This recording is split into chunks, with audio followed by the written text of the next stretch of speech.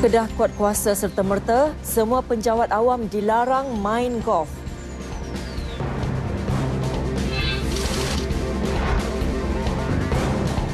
Guru dilepas dan bebas tuduhan memiliki beberapa muka surat kertas soalan UPSR. KPDN KK Melaka serbu 30 premis, sita hampir 2,000 berbola pistol.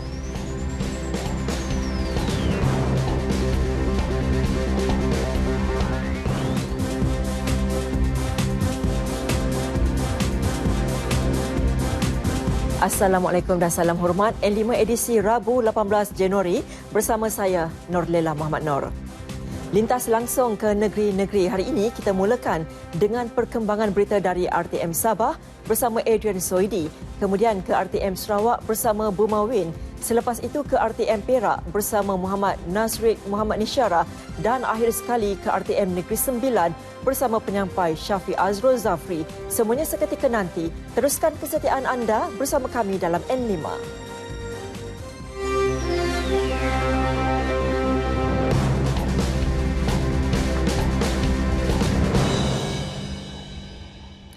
Senario tangkapan rasuah melibatkan penjawat awam akhir-akhir ini boleh menghakis kepercayaan masyarakat dan menjadi virus sehingga sukar dikawal. Kesedaran itu mendorong Institut Integriti Malaysia Integriti menawarkan program perbincangan santai Executive Breakfast Talk bagi membudayakan integriti dan anti rasuah di semua peringkat jabatan kerajaan.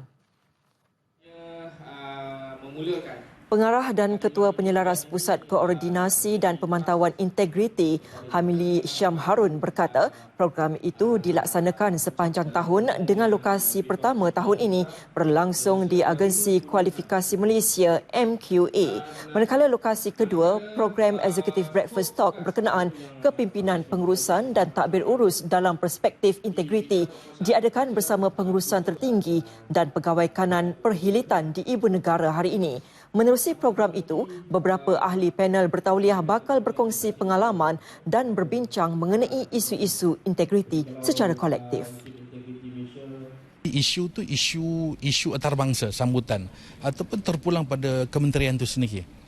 Kalau contoh kementerian KPDN KK bulan Februari akan melakukan breakfast talk, so tajuk dia lebih kepada bagaimana menangani dan mengimbangi kos hidup yang tinggi, perspektif integriti. Dia mesti relate dengan core business kementerian tersebutlah atau agensi dia. Program turut ditawarkan kepada semua universiti awam dan swasta di seluruh negara. Mengulas lanjut, beliau memaklumkan intipati penting dalam setiap program yang dilaksanakan akan dibincangkan dalam mesyuarat pengurusan integriti. Sekiranya dipersetujui, satu kertas kerja dasar dan polisi akan dihasilkan sebelum dibentangkan kepada kerajaan untuk dilaksanakan jika bersesuaian.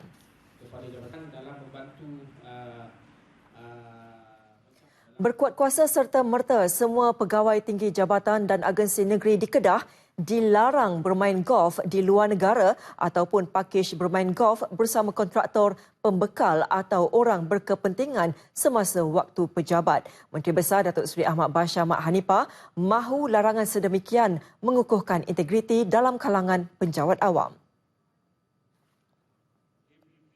Imej pentadbiran negeri dan persekutuan di Kedah bukan sahaja perlu dilihat bersih, sifar rasuah cekap lagi efisien, malah perlu menjauhi sebarang tindakan bercanggah dengan undang-undang. Demokrasi harus dijulang. Justru laksanakanlah amanah dengan cara yang betul mengikut kaedah yang luhur. Integriti perlu dipertahan bagi mengukuh kredibiliti. Selain itu, jauhilah amalan rasuah, korupsi dan gaya hidup mewah seperti mana seranan Ketua Pesuruhjaya SPRM baru-baru ini. Beliau berucap demikian ketika menyampaikan perutusan sempena Tahun Baru 2017 di Dewan Seri Negeri Wisma Darul Aman Alusta. Beliau turut menekankan agar konsep pengurusan kasual dilaksanakan, sekaligus mengecilkan jurang antara barisan kepimpinan, pegawai tinggi dan rakyat biasa apabila sesuatu majlis kerakyatan atau sambutan diadakan di Kedah. Pelbagai nasihat serta tindakan tegas telah diambil. Masih ada segelintir individu yang mengeluarkan kenyataan menghina dan mengaibkan sesetengah pihak, termasuk kerabat diraja. Justru itu, Ketua Polis Johor, Datuk Seri Wan Ahmad Najmuddin Mohamad mengharapkan kerjasama berterusan dengan Suruhanjaya Komunikasi dan Multimedia SKMM untuk pemantauan. Dan dah banyak kes yang kita tuduh di mahkamah. Masih juga tidak menjadi pengajaran kepada mereka-mereka semua ni. Jadi seperti yang saya kata dari awal lagi, saya memang ada satu pasukan yang memantau komen-komen negatif. Tak kira siapa yang buat laporan, kita siasat. Dan kita akan kesan mereka melalui bantuan oleh pihak SKMM.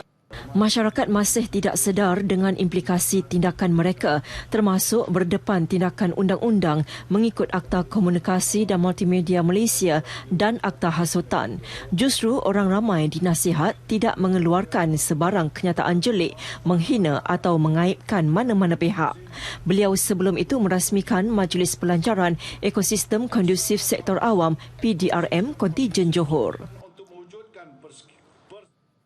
Meskipun 2 malam berturut-turut sebuah kediaman di Kubang Kerian, Kelantan menjadi sasaran serangan bersenjata, penghuninya langsung tidak sedar bahaya yang sedang dihadapi. Malah mereka langsung tidak mengesyaki sesuatu yang buruk walaupun terdengar bunyi kuat di luar rumah dan pecah kaca dinding rumah.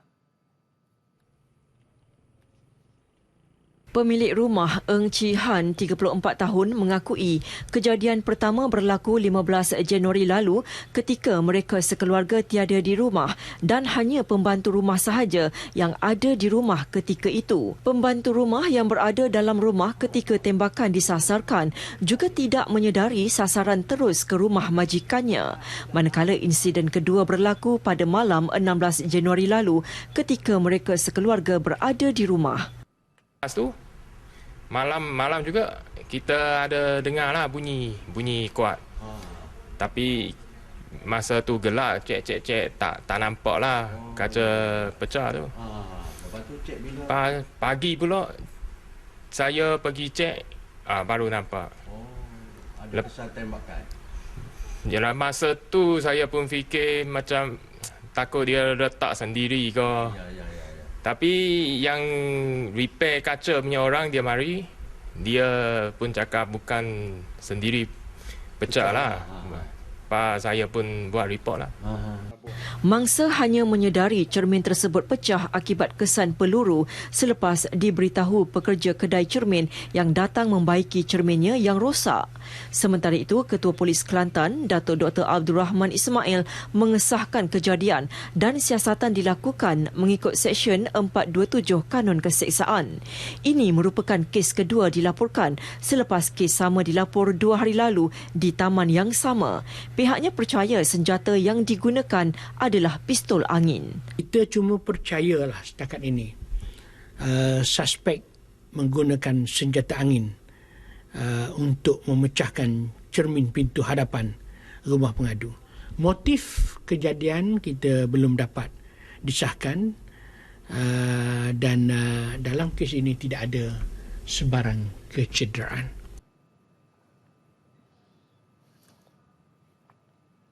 Dan ini pula susulan tindakan seorang ahli perniagaan bergelar Datuk Seri memukul seorang pengawal keselamatan sebuah kondominium di Jelutong, Georgetown, Pulau Pinang Sabtu lalu. Pihak berkuasa telah merekodkan 5 keterangan bagi melengkapkan siasatan. Ketua Polis Negeri Datuk Chua Gilai memberitahu kertas siasatan berhubung kes itu akan dirujuk kepada pengarah pendakwaan negeri untuk arahan lanjut. Before Friday, I think but latest by Friday, we will submit the papers to IP for further instruction. Cuma sama ada akan dituduh atau tidak terpulang pada pendakwa rakyat. Beliau sebelum itu merasmikan program kesedaran kanak-kanak Child Awareness Campaign di Sekolah Menengah Persendirian Cina Hanqiang, Georgetown.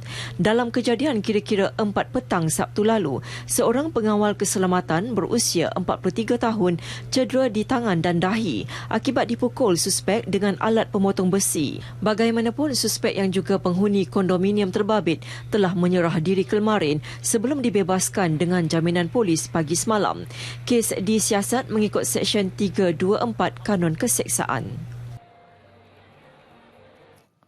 Di Mahkamah Magistrate Johor Bahru, seorang tukang cat mengaku tidak salah atas tuduhan mendatangkan kecedoan menggunakan senjata terhadap seorang remaja Selasa lepas. Tertuduh Muhammad Firdaus Zahari, 36 tahun, membuat pengakuan di hadapan Magistrate Muhammad Azlan Shah Muhammad Alias.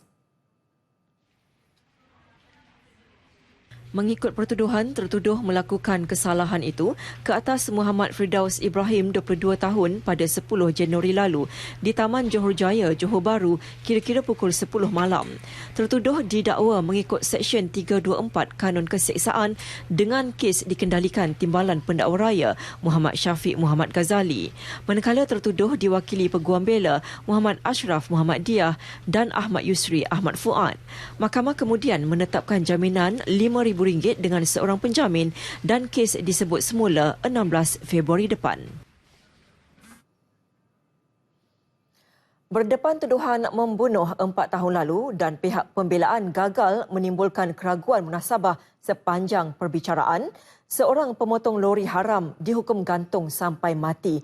Hukuman dijatuhkan Pesuruhjaya Kehakiman Mahkamah Tinggi Ipoh SM Komati Supiah terhadap Lee Meng Bun, 39 tahun. Lee Meng Bun didapati bersalah membunuh Jasraf Vinderjit Singh, 25 tahun, di depan kedai makanan dan minuman Sung Heng di nombor 350/5 Kampung Simi, Ipoh kira-kira pukul 10.15 malam 28 Julai 2013. Tertuduh juga didapati bersalah atas 2 pertuduhan iaitu cubaan membunuh Kok Lu Kong, 55 tahun dan Sabrit Singh Hadir Singh, 28 tahun di tempat, masa dan tarikh sama. Kes dikendalikan mengikut Seksyen 307 Kanun Keseksaan dengan pendakwaan dijalankan Timbalan Pendakwa Raya Haris Ong Jeffrey Ong. Manakala tertuduh diwakili Peguam Sudesh Singh Silender Singh. Dalam kejadian sebelum ini, mangsa Jasraf Vinderjit Singh mati akibat ditembak di bahagian dada dan kepala, manakala sepupunya Sabjit Singh cedera di tangan kiri dan Lu Kong terkena tembakan pada bahagian pipi dan telinga. Mangsa yang mengusahakan syarikat kawalan keselamatan maut serta-merta di lokasi kejadian. Mahkamah Session Kuala Kangsar melepas dan membebas seorang guru daripada 3 tuduhan memiliki beberapa muka surat kertas soalan ujian pencapaian sekolah rendah UPSR 2014 3 tahun lalu. Hakim Niran Tan Kran membebaskan K.An Parasu, 52 tahun, selepas pihak pendakwaan gagal membuktikan kes prima facie dan mengarahkan barang kes termasuk telefon bimbit dikembalikan. Tertuduh sebelum ini berkhidmat sebagai penolong kanan pentadbiran di Sekolah Jenis Kebangsaan Tamil Keroh, Pengkalan Hulu, dituduh memiliki beberapa muka surat kertas soalan Matematik 035-1 dan Matematik 035-2 dalam telefon bimbit miliknya di sekolah sama pada 9 September 2014. Tertuduh juga didakwa memiliki beberapa muka surat kertas soalan Sains 018 juga di dalam telefon bimbit dan di sekolah sama pada 10 September 2014. Tertuduh didakwa mengikut Seksyen 8-1-C-3 Akta Rahsia Rasmi 1972-Akta 88.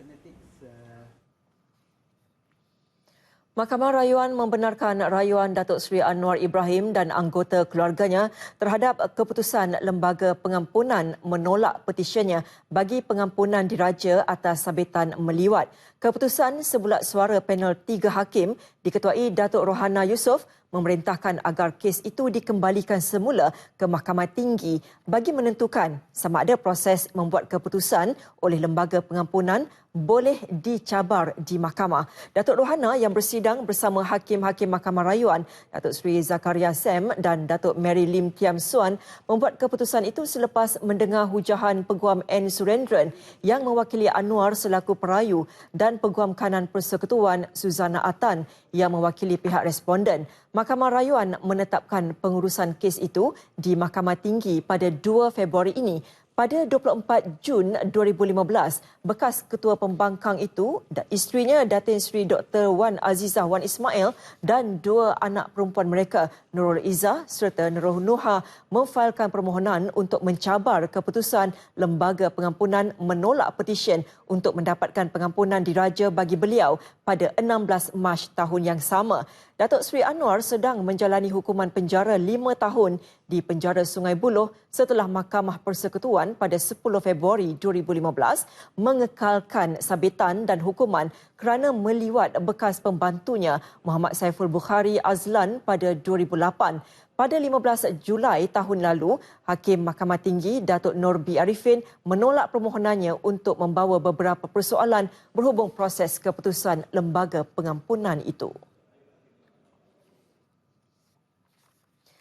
Berikutan insiden kanak-kanak tertelan berbola kristal 11 Januari lalu yang tular di laman-laman sosial. Satu operasi dijalankan Kementerian Perdagangan Dalam Negeri, Koperasi dan Kepenggunaan KPDNKK Melaka ke atas 30 premis di seluruh negeri bermula awal bulan ini. Hasilnya, hampir 2,000 berbola kristal atau dikenali 7 Colour Crystal Ball SCCB disita. Menurut pengarah KPDNKK Negeri, J. Abu, tindakan turut diambil ke atas 4 kes di peringkat pemborong dan peruncit.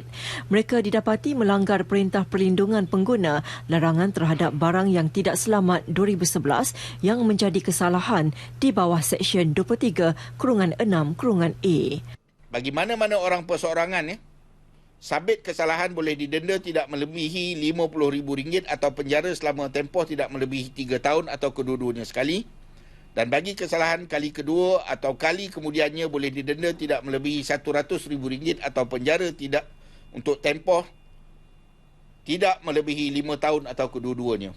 Bagi mana-mana pertubuhan perbadanan, sekiranya disabit kesalahan, denda tidak melebihi RM100,000 dan bagi kesalahan kali kedua atau kali kemudiannya boleh didenda tidak melebihi RM200,000. Bercakap di Aikroh Melaka, beliau menambah KPDNKK memandang serius perkara berkenaan sejak larangan pembekalan SCCB atau barang seumpamanya berkuat kuasa Ogos 2011.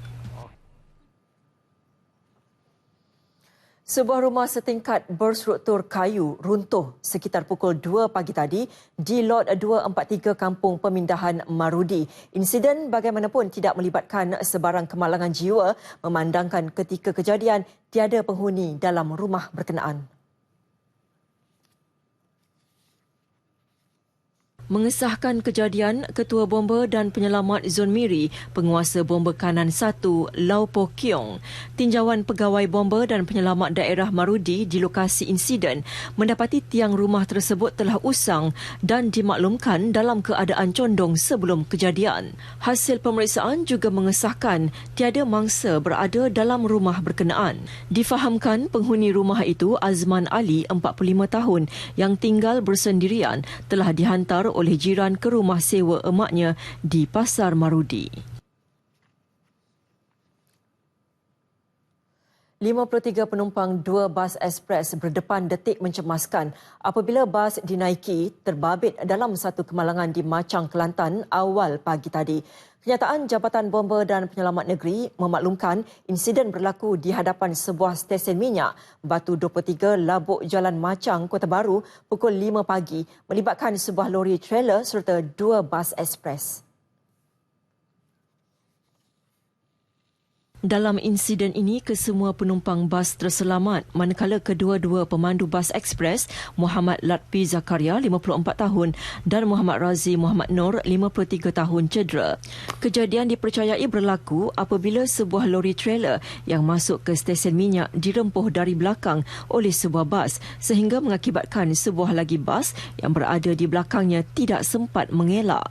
Mangsa yang cedera dihantar ke Hospital Machang. Operasi menyelamat diketuai Pegawai Kanan Bomba 2 Osman Saleh dibantu 6 anggota Balai Bomba dan Penyelamat Machang serta 3 anggota Pasukan Bomba Sukarela Machang.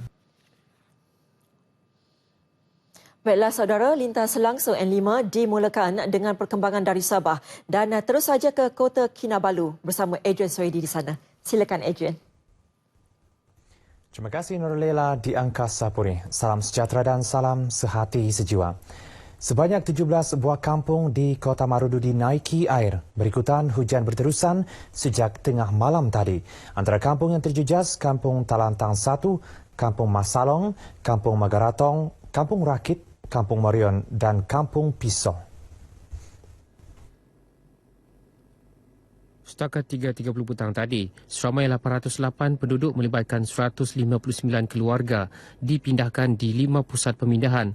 Antaranya Dewan Kampung Teritipan, Balai Raya Talantang dan Dewan Kampung Morion. Menurut Pengarah Angkatan Pertahanan Awam Malaysia APM Sabah, Kolonel Mulyadi Alhamdi Ladin, hujan sejak 11.30 malam tadi telah menyebabkan air meningkat dan turut menjejaskan beberapa laluan. Antaranya Jalan Kampung Balianjung, Jalan Kampung Longob, Jalan Kampung Damai dan Jalan Kampung Tandik yang hanya boleh dilalui oleh kenderaan berat dan pacuan 4 roda sahaja.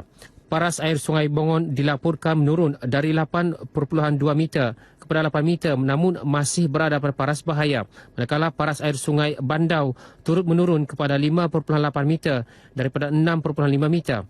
Kolonel Mulyadi yang juga Ketua Sekretariat Jawatan Kuasa Pengurusan Bencana Negeri memaklumkan demikian ketika dihubungi pemberita di Kota Kinabalu. Dalam pada itu, sebanyak 22 sekolah di Kota Marudu dan Pitas turut ditutup hari ini susulan banjir berkenaan.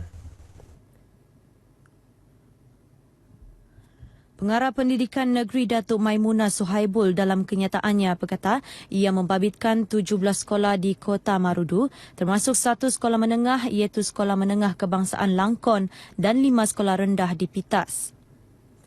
Ekoran penutupan sekolah berkenaan seramai 5,965 murid dan 550 guru sekolah rendah serta 662 pelajar dan 55 guru sekolah menengah terpaksa menangguhkan sesi pembelajaran.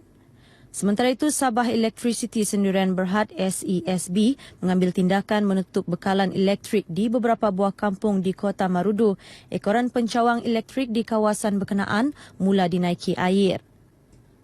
Pengurus Besar Komunikasi Korporat SESB Cenderamata Sinteh dalam satu kenyataan berkata penutupan bekalan elektrik itu dibuat bermula 8 pagi melibatkan lebih 1,500 pengguna di 55 kampung di daerah berkenaan bagi keselamatan pengguna. SESB akan terus memantau situasi banjir di kawasan yang terlibat bagi memastikan keselamatan penduduk di kawasan berkenaan.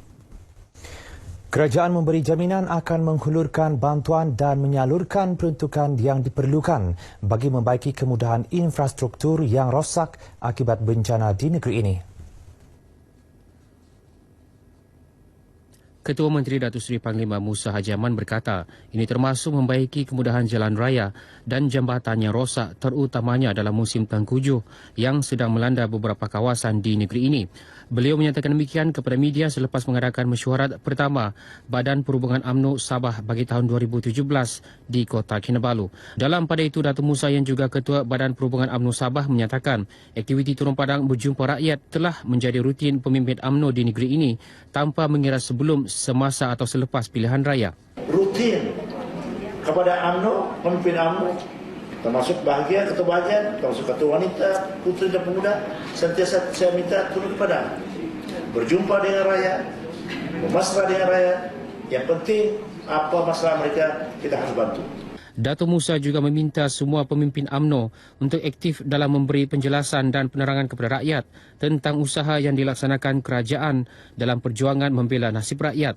Katanya banyak dasar telah diperkenalkan kerajaan pusat dan kerajaan negeri bagi membela nasib rakyat termasuk Bantuan Rakyat Satu Malaysia BRIM. Dato' Musa turut meluangkan masa bertemu ketua-ketua bahagian UMNO, wanita, pemuda dan puteri. Sebanyak 2,000 klinik desa di seluruh negara akan dinaik taraf kepada klinik kesihatan yang menyediakan perkhidmatan rawatan ibu mengandung dan anak serta pesakit luar. Timbalan Menteri Kesihatan Datuk Seri Dr. Hilmi Yahya berkata, ia antara perancangan jangka panjang kerajaan bagi meningkatkan perkhidmatan kesihatan di luar bandar.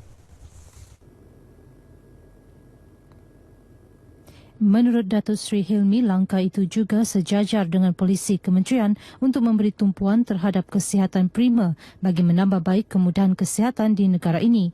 Kerja menaik taraf berkenaan akan melibatkan peruntukan RM5 juta bagi setiap klinik yang turut melibatkan pembinaan kuartus bagi kaki tangan. Jadi di luar bandar ni dia tidak ada kemudahan outpatient. Yang ada di klinik sahaja, klinik KK, klinik kesihatan. Jadi yang ni bila memang perancangan kerajaan perancangan Kementerian Kesihatan dia kita nak upgrade semua KD menjadi KK tahap 7, KK 7 grade, KK type 7 mana dia ada maternity dan dia juga ada outpatient dua-dua sekali. Beliau menyatakan demikian kepada media ketika melakukan lawatan ke Hospital Duchess of Kent di Sandakan. Hadir sama Pengarah Kesihatan Negeri Dato' Dr. Christina Rundi dan Pengarah Hospital Duchess of Kent Sandakan Dr. Francis Paul. Dalam pada itu, Dato' Hilmi memaklumkan 5 daripada 9 Dewan Bedah di hospital terbabit masih dalam pembaikan dan dijangka siap dalam tempoh 3 bulan dengan kos RM10 juta. Manakala kerja pembaikan lift hospital turut dilakukan dengan peruntukan RM1.2 juta. Sekian berita dari Sabah petang ini. Teruskan dengan Nerlela di Angkasa Puri. Silakan. Terima kasih Adrian. Baiklah saudara, kita berehat seketika dan kembali selepas ini.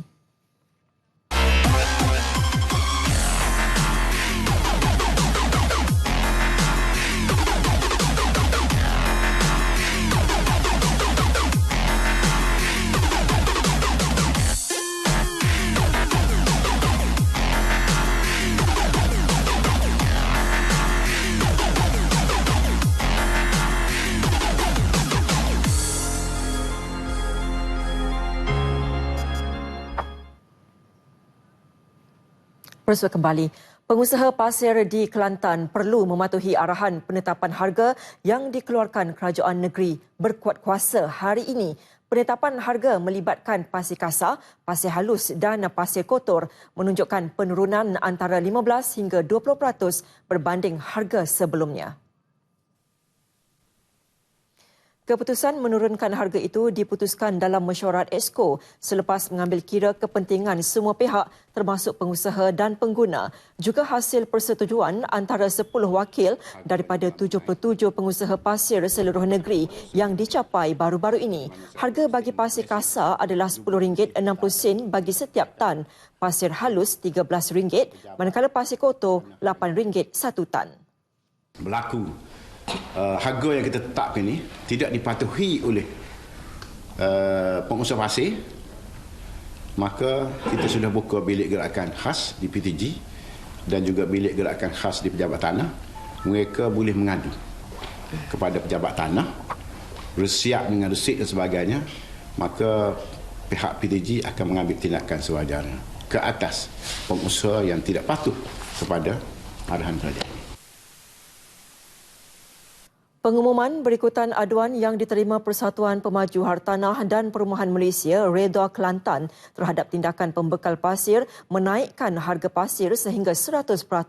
Perkara itu dikuatiri boleh mengakibatkan harga rumah di negeri ini naik mendadak sehingga 30% jika kerajaan negeri tidak mengambil tindakan proaktif bagi mengawalnya daripada berleluasa.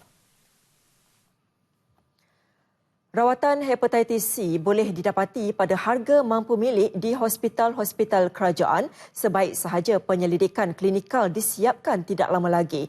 Menurut Ketua Pengarah Kesihatan Datuk Dr. Nur Hisham Abdullah, kementerian bekerjasama dengan sebuah NGO dari Geneva, Drugs for Neglected Diseases Initiative DNDI, bagi mengkaji harga rawatan bagi hepatitis C agar dapat dibekalkan kepada pesakit di negara ini.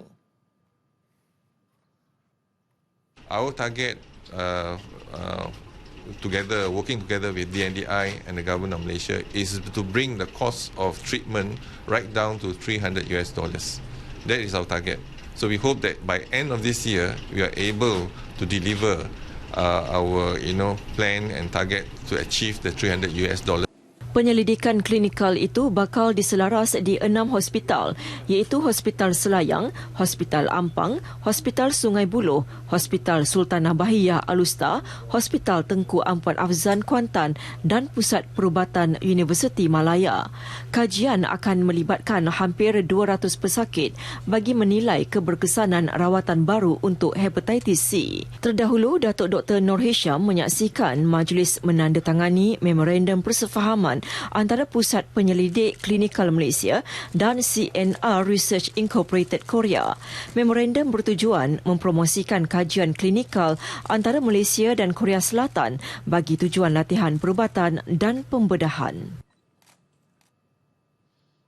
Baiklah, untuk perkembangan berita dari Sarawak, kita bersama Buma Wen di Kuching. Silakan Buma. Terima kasih Nur Lela. Selamat sejahtera dan salam sehati sejiwa.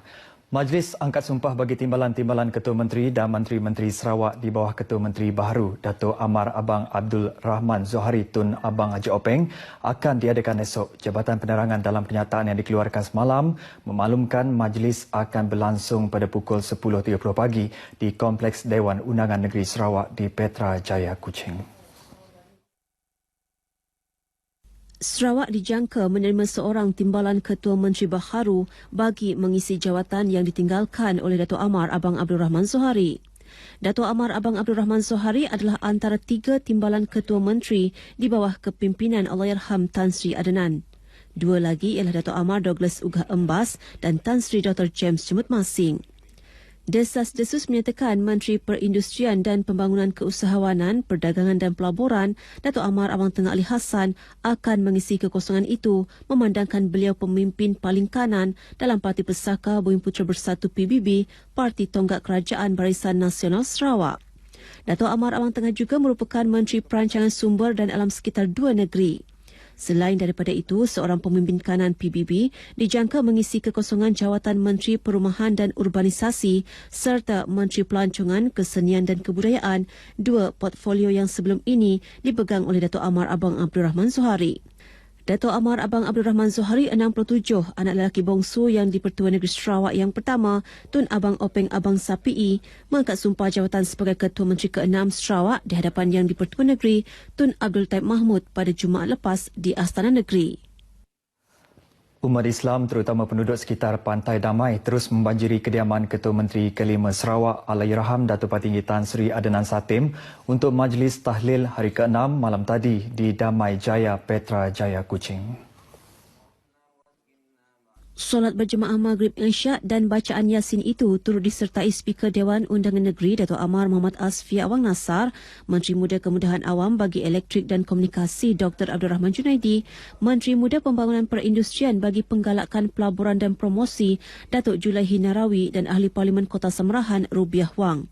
Hadir sama yang di-Pertua Majlis Islam Sarawak Datuk Misnu Taha dan Datuk Bandar Kuching Utara Datuk Abang Abdul Wahab Abang Julai. Semalam merupakan hari terakhir bagi tempoh berkabung berikutan pemergian Allahyarham Datuk Patinggi Tan Sri Adenan. Allahyarham meninggal dunia pada Rabu lepas akibat komplikasi jantung di Pusat Jantung Hospital Umum Sarawak, Samarahan. Pasukan penguat kuasa Jabatan Hutan Sarawak wilayah Sibu telah menjumpai lebih kurang 57 batang kayu balak pelbagai jenis dan saiz terapung di Sungai Mulong, Ulu Salim, Jalan Stabau, Durin, Sibu pada Rabu lepas. Kenyataan media Jabatan Hutan menyatakan kayu balak tersebut didapati tidak bercukai, tiada tanda hak milik atau tanda cukai sah. Kesemua kayu tersebut telah dirampas dan siasatan untuk mengesan pemilik kayu balak itu sedang dijalankan.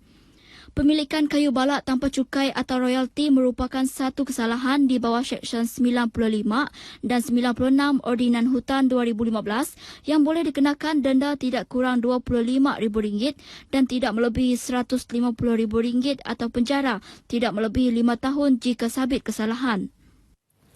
Bidang perubatan di negeri ini perlu memperlengkap diri dengan ilmu perubatan terkini serta menaik taraf teknologi dan inovasi yang baharu agar seiring dengan perkembangan masa kini.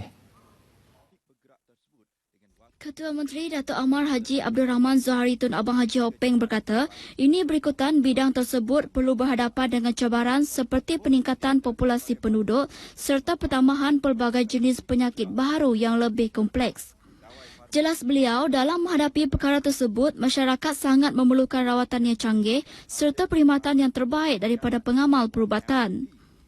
Oleh itu, sektor perubatan memainkan peranan penting dengan menyediakan perubatan berkualiti dan doktor-doktor terlatih agar selaras dengan aspirasi kerajaan negeri yang inginkan kualiti hidup rakyat terus dipertingkat selari dengan fokus utama rancangan Malaysia ke-11. Beliau menyatakan demikian dalam teks ucapan yang dibacakan oleh Menteri Muda Perancangan Sumber Datuk Muhammad Naruddin Majais pada majlis peresmian seminar Konoksia di Kuching. Seminar anjuran bersama Linda Iok Sendirian Berhad dan Jabatan Kesihatan Negeri Sarawak bertujuan untuk memperkenalkan produk gas perubatan baharu yang mempunyai teknologi serta ciri-ciri keselamatan yang terkini. Seramai 90 orang kaki tangan daripada hospital-hospital awam di seluruh Sarawak hadir pada seminar sehari tersebut. Sementara itu, Linda Iok Sendirian Berhad, sebuah anak syarikat Linda Malaysia Sendirian Berhad dengan kerjasama Jabatan Kesihatan Negeri Sarawak, JKNS, berhasrat untuk mempertingkat kualiti perkhidmatan penjagaan kesihatan di negeri ini. Menurut Pengurus Bahagian Kesihatan Rantau Asia Pasifik, Kumpulan Linda, Lim Chui Fun, pihaknya kini dalam persediaan untuk menaik taraf kemudahan perubatan di hospital-hospital awam di seluruh negeri, khususnya dalam teknologi pengurusan dan pembekalan gas perubatan yang terkini. Tambahnya, usaha ini dijangka dilaksanakan pada suku kedua tahun ini dan akan membantu dalam penyediaan perkhidmatan penjagaan kesihatan yang lebih selamat, berkesan dan efisien serta memenuhi kehendak masyarakat masa kini terutamanya di kawasan luar bandar. Selain daripada itu, kerjasama berterusan antara Linda Iok Sendirian Berhad dan JKNS juga akan melibatkan pertukaran idea dan ilmu dalam aspek perkembangan teknologi perubatan serta inovasi perkhidmatan penjagaan kesihatan. Dalam pada itu, projek pembinaan sebuah fasiliti penghasilan gas perubatan milik syarikat itu yang bernilai RM33 juta di Tanjung Kidurong Bintulu kini sedang dilaksanakan dan dijangka membantu dalam mempertingkat ekonomi negeri pada masa akan datang. Beliau berkata demikian dalam satu sidang media selepas majlis perasmian seminar Konoksia anjuran bersama Linda Iok Sendirian Berhad dan JKNS di Kuching.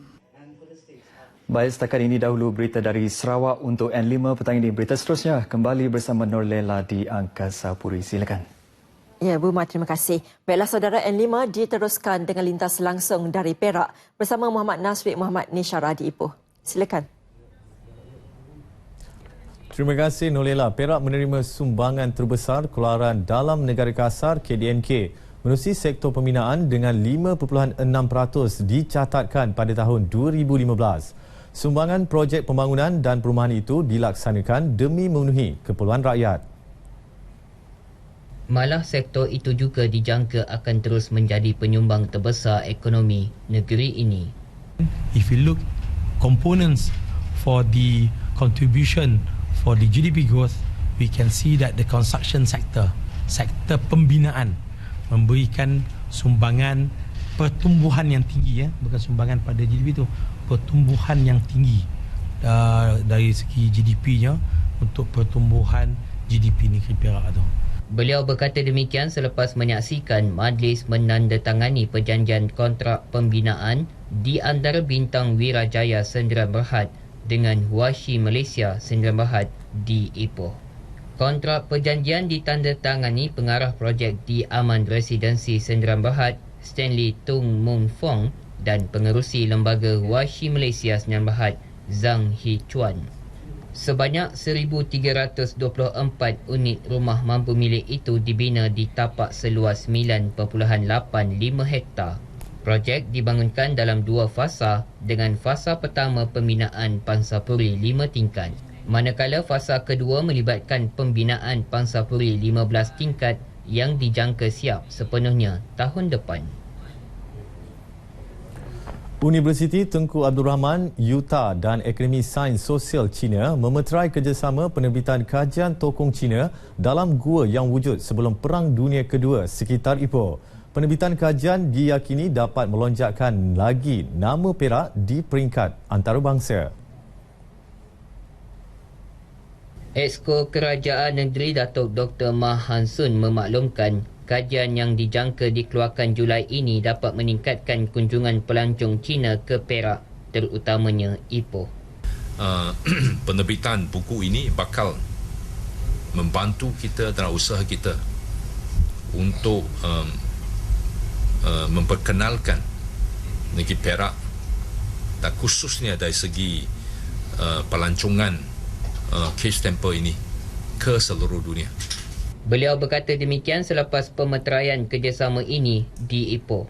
Sebanyak 7 tokong gua dipilih, antaranya di Gunung Lang, Gunung Rapat dan Simpang Pulai. Kajian akan diterbitkan dalam bentuk buku, dicadang diletakkan di lapangan terbang di negara ini selain rujukan oleh penyelidik yang berminat membuat kajian lanjut. Penyertaan perkhemahan teramai melibatkan lebih 1,000 ahli anjuran Pergerakan Puteri Islam Malaysia PPIM Perak di Istiraf Malaysia Book of Record MBOR. Pengiktirafan itu merupakan satu pencapaian yang membanggakan pasukan unit beruniform di negeri ini. Setiausaha Kehormat PPIM Negeri Nolida Muhammad Yusof berkata, penganjuran misi amal Hari Puteri Peringkat Kebangsaan itu diadakan pada November tahun lalu disertai 14 kontingen di seluruh negara termasuk Sabah dan Sarawak. Bagaimana cara saya nak highlightkan Puteri Islam, nak mewar-warkan kegiatan Puteri Islam, sebab dalam kalangan ibu bapa pun tak kenal apa itu Puteri Islam. Apa yang anak mereka buat dekat sekolah yang sepatutnya anak-anak mereka tahu. Jadi saya bincang betul dia, kami bincang dan dapatlah idea ni, bagi idea untuk dapatkan pendidikan Malaysia Book of Record. Dan alhamdulillah dan berjayalah yang apa yang kita impikan. Program dengan kerjasama kerajaan negeri telah menyediakan pelbagai pengisian menarik dan bermanfaat kepada golongan muda. Beliau berkata demikian selepas majlis penyerahan pengiktirafan MBOR. Terdahulu PPIM Perak yang dinaungi isteri Menteri Besar Datin Seri Saripah Zulkifli menerima pengiktirafan itu daripada wakil MBOR pada majlis penyampaian sijil di kediaman Menteri Besar di Ipoh. Laporan itu mengakhiri perkembangan semasa dari Perak kembali semula ke Angkasa Puri. Salam hormat. Terima kasih Nasri. Baiklah saudara, Hari Keputeraan yang di-Pertuan Besar merupakan laporan lintas langsung dari Negeri Sembilan. Terus sahaja kita bersama Syafiq Azrul Zafri di studio berita Kompleks Penyiaran Tuanku Muhammad Seremban. Silakan.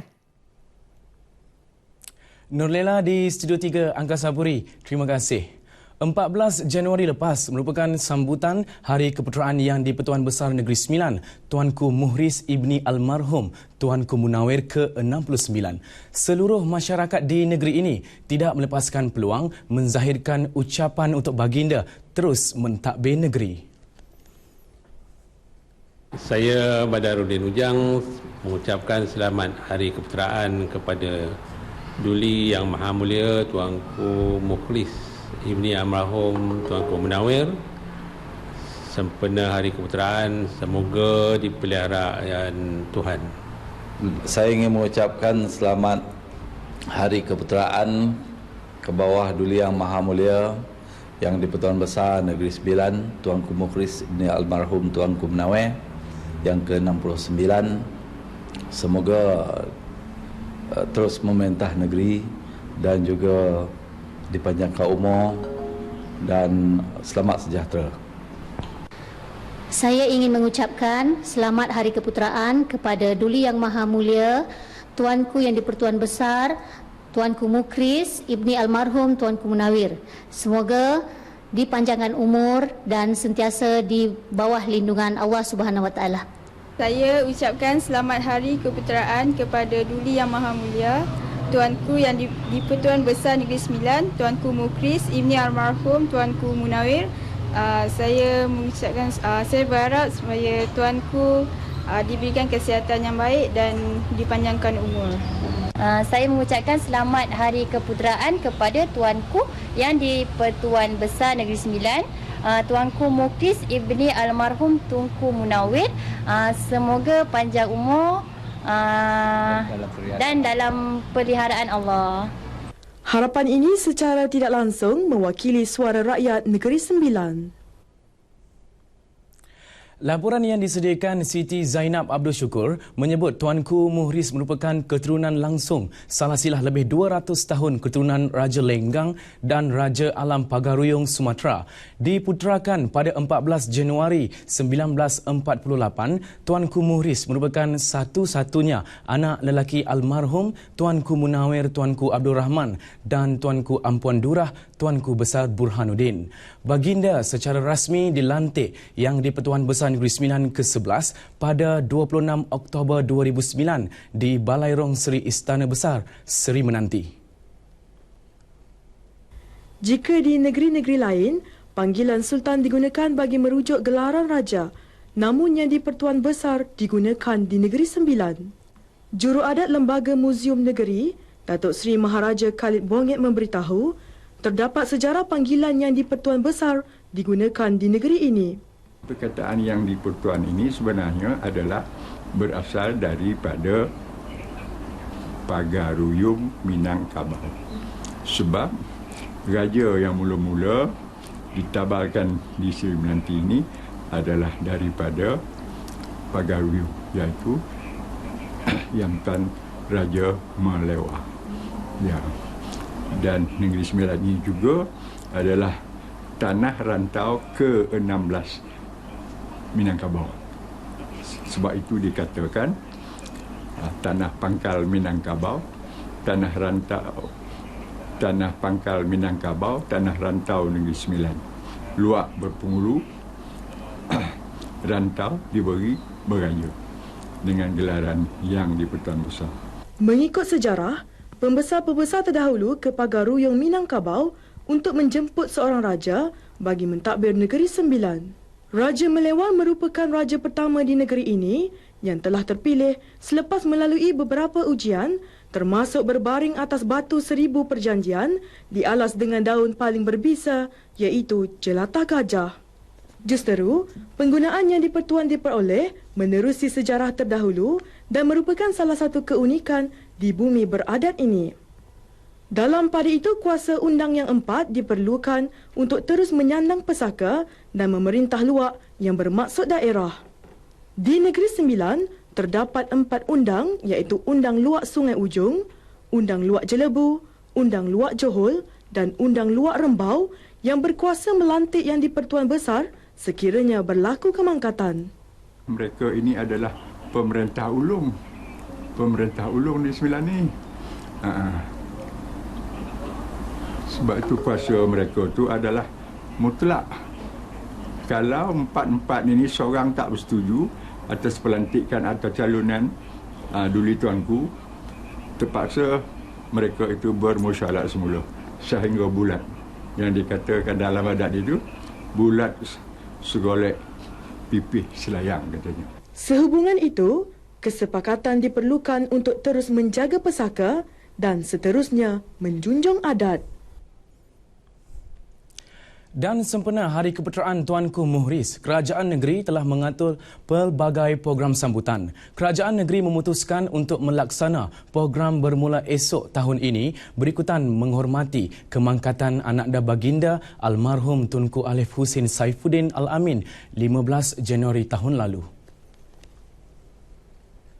Hari resminya 14 bulan tapi tak ada sambutan. Sambutannya akan bermula 19 bulan. Iaitu dimulakan dengan pemeriksaan perbarisan kehormat Tuanku di Padang Seri Menanti yang akan bermula pada pukul 8 pagi. Ya. Dan lepas tu akan berlangsunglah upacara keberangkatan tuanku ke Majlis Penganugerahan Darjah Pingat dan Bintang di Balai Rung Seri. Ya. Dan daripada situ nanti sebulan lah kita buat upacara sambutan keputeraan tuanku seluruh negeri. Raja adalah simbol kedaulatan negara. Jika di negeri-negeri lain, perkataan Sultan digunakan bagi merujuk kepada Raja. Gelaran Yang di-Pertuan Besar pula digunakan di Negeri Sembilan bermaksud Yang di-Pertuankan atau Yang Tuan. Ia mempunyai kaitan dengan bermulanya sejarah wujudnya institusi diraja di Negeri Sembilan. Malah kesepakatan undang yang 4 diperlukan untuk terus menjaga kedaulatan dan menjunjung adat. Laporan Siti Zainal Al-Syukur untuk RTM. Rakyat Negeri Sembilan sentiasa mendoakan kesejahteraan tuanku. Setakat ini sahaja laporan dari Negeri Sembilan. Norlela terus dengan laporan lain N5. Kembali semula ke Angkasa Puri. Syafiq, terima kasih dari Negeri Sembilan. Dasar Pembiayaan Pendidikan Lembaga Biasiswa Kedah dipinda bagi membolehkan pelajar yang mendapat kepujian kelas pertama dikecualikan daripada membayar pinjaman. Sebaliknya diubah menjadi biasiswa penuh. Kita akan ubah dasar pinjaman ini. Kerana kita nak supaya semangat pembelajaran anak-anak ini kalau cemerlang, kita akan tukar menjadi biasiswa, jadi satu sumbangan kerajaan negeri kepada mereka.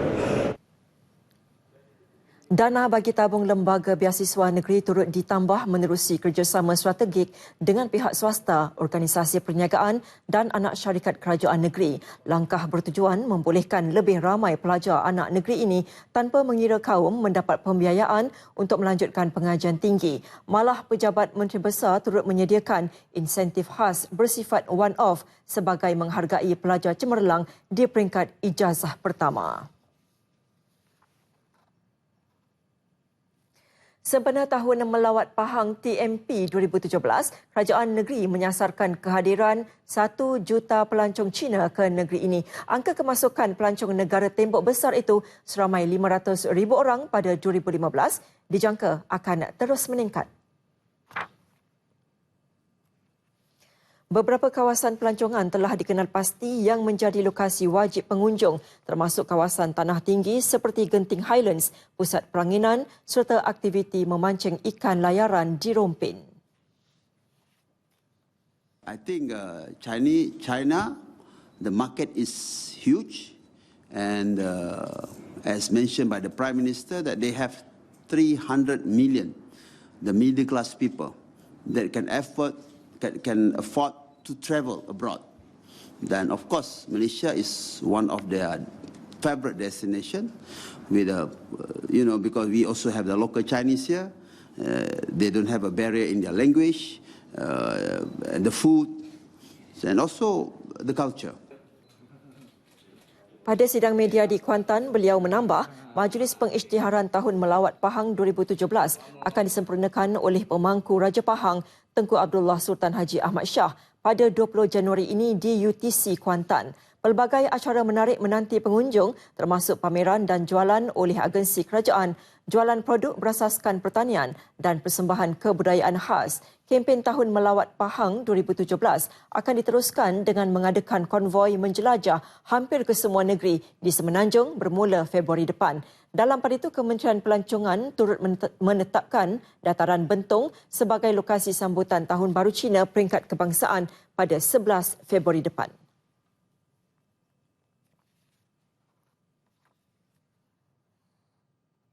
Persiapan akhir mesyuarat tergempar Majlis Menteri-Menteri Luar OIC di Pusat Konvensyen Kuala Lumpur KLCC esok berjalan lancar. Menteri Luar Negeri Datuk Seri Anifah Aman turut melakukan tinjauan bagi melihat sendiri persiapan mesyuarat yang bakal membincangkan krisis Rohingya di Myanmar. Datuk Seri Anifah yang tiba pukul 10.30 pagi tadi meluangkan masa kira-kira 2 jam. Beliau turut meninjau persiapan akhir di Dewan Pleno, Dewan Persidangan dan Dewan Bankuet. Seramai 56 wakil OIC dijangka hadir mesyuarat tergempar yang bakal dipengerusikan Datuk Seri Najib Tun Razak. Mesyuarat dijangka membincangkan pendekatan, langkah strategik dan bantuan kemanusiaan yang boleh dihulurkan oleh negara-negara anggota OIC kepada etnik Rohingya.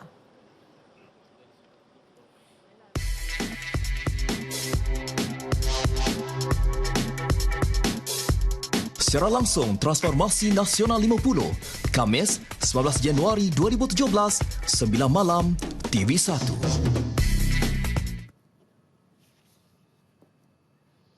Baiklah, seterusnya kita ke laporan cuaca bersama pegawai Met Malaysia, Khairuddin Syari di sana.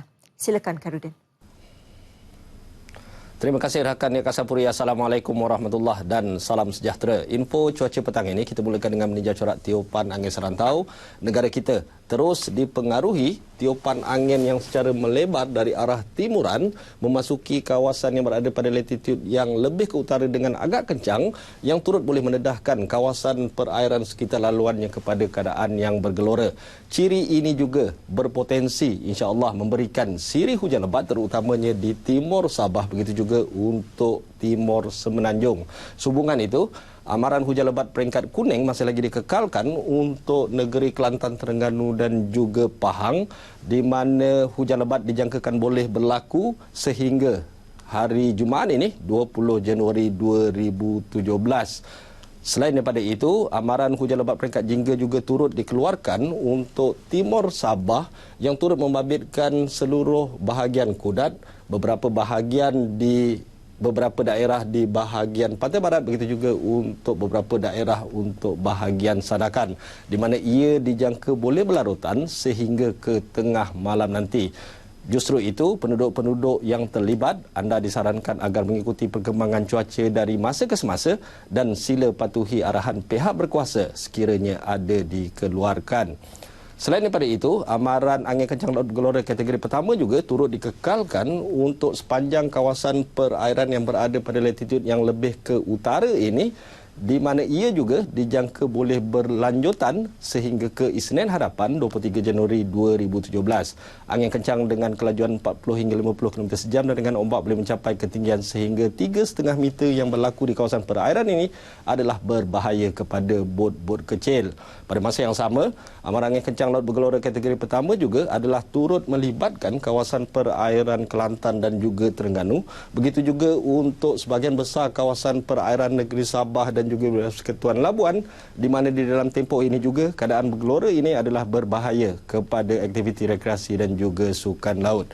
Gambaran keadaan cuaca semasa melalui paparan Gema Radar ini, keadaan cuaca yang lembap ketika ini sedang berlaku terutamanya di timur Semenanjung.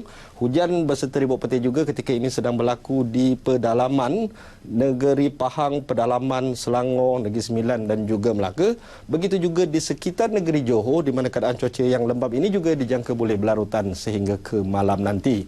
Hujan lebat yang secara berterusan juga ketika ini sedang berlaku terutamanya di timur Sabah, manakala hujan agak tertumpu di sepanjang kawasan pedalaman di negeri Sarawak yang turut melibatkan bahagian Kuching, Sabarahan, Serian, Seri Aman, Betong dan juga Sarike.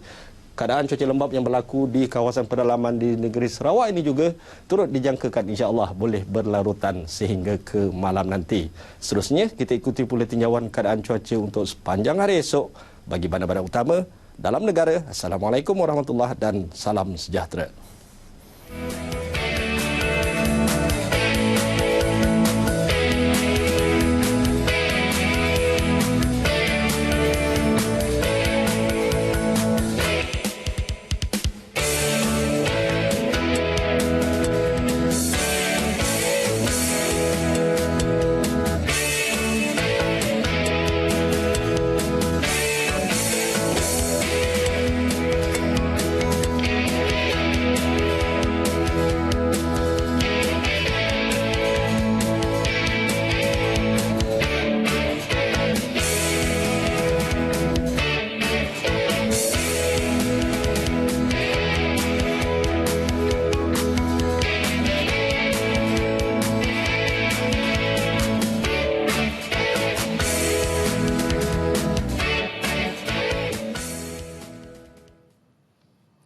N5 edisi Rabu 18 Januari berakhir di sini. Kami tinggalkan anda dengan visual pertunjukan tanglong besar-besaran di Shenzhen dekat wilayah Henan, China yang memukau pandangan para pengunjungnya. Dan itu saya Nurlela Muhammad Nur. Assalamualaikum dan salam hormat.